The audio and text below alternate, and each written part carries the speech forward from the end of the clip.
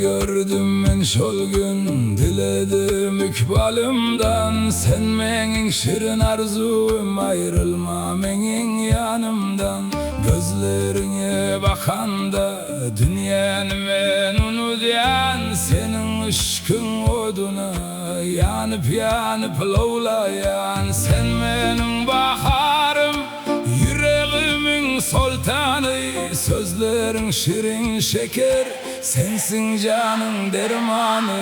Gülhumar, gülhumar, dertlerime dermanım.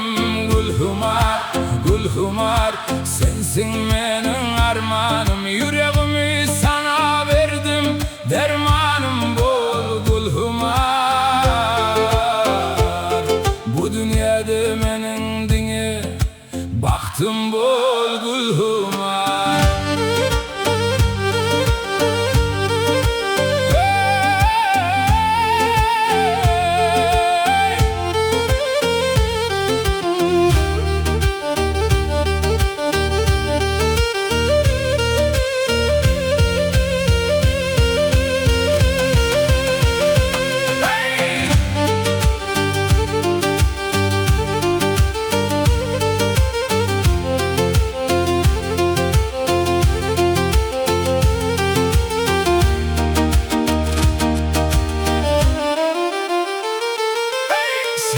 sözlerin yadımda, gecelerine oylanyan. Gözlerine aşık bolup mendine sana bağlanyan. Bu aydımım seslensin, yetsin senin kursağına. Menin aşık yüreğim kurban bolsun canına. Gülhumar, gülhumar, dertlerime dermanım. Gülhumar, gülhumar, sensin benim armanım. Yüreğimi sana verdim, dermanım bol. Gülhumar,